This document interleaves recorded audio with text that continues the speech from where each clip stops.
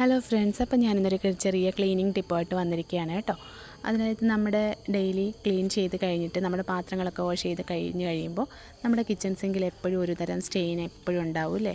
അപ്പോൾ അത് നമ്മൾ സാധാരണ ഡിഷ് വാഷ് ഉപയോഗിച്ചൊക്കെ കഴുകിയിടും. പക്ഷേ എങ്കിലും ഒരു ഫുൾ ക്ലീനായ ഒരു രീതിയിൽ നമുക്ക് പലപ്പോഴും കാണാറില്ല. കുറച്ച് പഴകിയ സിങ്കൊക്കെ ആണെന്നുണ്ടെങ്കിൽ അത്ര നന്നായിട്ട് ക്ലീൻ ആവാറില്ല.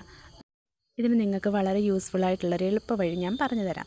നമ്മുടെ വീട്ടിൽ എപ്പോഴും ഉണ്ടായിരിക്കും, എല്ലാവരുടെയും വീട്ടിലുണ്ടായിരിക്കുന്നതാണ് സോഡാപ്പൊടി, അതല്ലെങ്കിൽ അപ്പക്കാരം, ബേക്കിംഗ് സോഡ എന്നൊക്കെ പറയുമല്ലോ.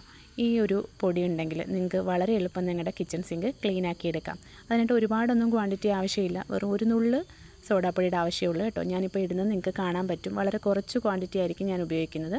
അതുപോലെ തന്നെ നിങ്ങളുടെ വീട്ടിൽ ഉപയോഗിക്കുന്ന ഏത് ഡിഷ് വാഷ് ആയിക്കോട്ടെ, അതും നമുക്ക് ഒരു ചെറിയ ക്വാണ്ടിറ്റി ആവശ്യമുണ്ട്. അപ്പോൾ നിങ്ങൾ ഈ പാത്രങ്ങളെല്ലാം വാഷ് ചെയ്തതിന് ശേഷം നിങ്ങളുടെ കയ്യിലുള്ള സോഡാപ്പൊടി ഉണ്ടല്ലോ, ഒരു നുള്ള് നിങ്ങളുടെ കിച്ചൺ സിങ്കിലേക്ക് ഇട്ട് കൊടുക്കുക. അപ്പോൾ നിങ്ങൾക്ക് കാണാൻ പറ്റും, ഞാൻ വളരെ കുറച്ച് മാത്രമേ ഇട്ട് കൊടുക്കുന്നുള്ളേ. അതിനോടൊപ്പം തന്നെ നിങ്ങളുടെ കയ്യിലുള്ള ഏത് ഡിഷ് വാഷാണോ അത് കുറച്ച് ഇതിലേക്ക് ഒഴിച്ചു കൊടുക്കാം. ഇപ്പോൾ നിങ്ങൾക്ക് കാണുന്ന മാതിരി തന്നെ ഞാൻ കുറച്ച് മാത്രമേ ഒഴിക്കുന്നുള്ളേ. ഇനി നിങ്ങൾ ശ്രദ്ധിച്ച് നോക്കിക്കേ, ഞാൻ ഒരുപാട് ഫോഴ്സ് ഒന്നും കൊടുക്കാതെയാണ് അത് വാഷ് ചെയ്തെടുക്കുന്നത്. അതായത് ഒരു നമ്മുടെ ചില്ല് ഗ്ലാസ്സൊക്കെ കഴുകുന്ന ലാഘവത്തോടാണ് ഞാൻ ഇത് കഴുകുന്നത്. അതായത് അത്രമാത്രം ഫോഴ്സ് കുറച്ചാണ് ഞാൻ ജസ്റ്റ് ഒന്ന് സ്ക്രബ് ചെയ്ത് കൊടുക്കുകയാണേ.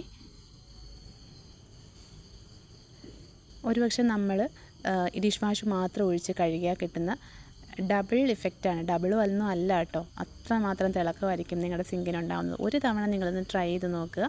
എത്ര പഴകിയ സിങ്കും നല്ല സൂപ്പറായിട്ട് വെട്ടി തിളങ്ങും കേട്ടോ. പിന്നെന്ന് പറഞ്ഞാൽ നമ്മൾ ഡെയിലി ഇങ്ങനെ ചെയ്തുകൊണ്ടിരിക്കുവാണെങ്കിൽ, ഇപ്പം ചിലയിടത്ത് വെള്ളമൊക്കെ കുഴൽ കിണറിലെ വെള്ളം, അതല്ലെങ്കിൽ പൈപ്പ് ലൈൻ വെള്ളം, പിന്നെ ചിലയിടത്ത് കിണർ വെള്ളമായിരിക്കും, എങ്കിലും പലതരം വെള്ളത്തിൻ്റെ എഫക്റ്റും ഉണ്ടാവും. നമ്മുടെ സിങ്കിനൊക്കെ എപ്പോഴും ഒരു ചേഞ്ച് വന്നിട്ടുണ്ടാവും, യൂസ് ചെയ്ത് പഴക്കം വരും തോറും. അപ്പോൾ അങ്ങനെ ഉള്ള സിങ്കൊക്കെ വളരെ മാറ്റമായിരിക്കും നിങ്ങളിത് ഉപയോഗിച്ച് ചെയ്ത് കഴിഞ്ഞിട്ട് നിങ്ങൾക്ക് അതിൻ്റെ റിസൾട്ട് കാണുമ്പോൾ മനസ്സിലാവും. അപ്പോൾ ഈ ഒരു ടിപ്പ് എല്ലാവരും ചെയ്ത് നോക്കണം.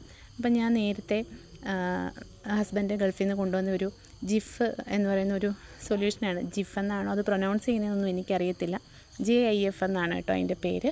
അപ്പോൾ അത് ഉപയോഗിച്ചായിരുന്നു ഞാൻ കഴുകുന്നത്. അപ്പോൾ അതിങ്ങനെ തീർന്നതിന് ശേഷം ഞാനിങ്ങനെ ഒന്ന് ചെയ്ത് നോക്കിയതാണ് കേട്ടോ. ഇപ്പോൾ ഒരു 6 മാസത്തോളമായിട്ട് ഞാൻ കണ്ടിന്യൂസ് ഇങ്ങനെയാണ് ചെയ്യുന്നത്.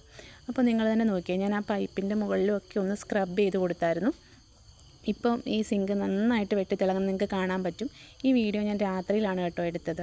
രാത്രിയിലായിട്ട് പോലും നല്ല വൃത്തിയായിട്ട് നിങ്ങൾക്കത് കാണാൻ പറ്റും. കാരണം ഞാൻ ഡെയിലി ഇത് രാത്രിയിലാണ് കേട്ടോ ചെയ്യുന്നത്. ഒരു ദിവസം ചെയ്യാൻ പറ്റിയില്ലെങ്കിലും നമുക്ക് കണ്ടിന്യൂസ് ആയിട്ട് പാത്രം കഴുകി കഴിയുമ്പോൾ ഒരുപാട് സമയമൊന്നും വേണ്ട. കൂടിപ്പോയാൽ ഒരു മിനിറ്റിൻ്റെ ആവശ്യം മാത്രമേ ഇതിന് വരുന്നുള്ളൂ. ഈ ഒരു ലിക്വിഡിൻ്റെ കാര്യം കേട്ടോ ഞാൻ നേരത്തെ പറഞ്ഞത്. ഇതായിരുന്നു ഞാൻ ഉപയോഗിച്ചുകൊണ്ടിരുന്നത്. ഈ ഒരു സൊല്യൂഷൻ വെച്ചിട്ട് നമുക്ക് ഗ്യാസ് സ്റ്റൗവ് ഒക്കെ നമുക്ക് വൃത്തിയാക്കാൻ പറ്റും കേട്ടോ. അപ്പോൾ എല്ലാവരും ഒന്ന് ട്രൈ ചെയ്ത് നോക്കണേ.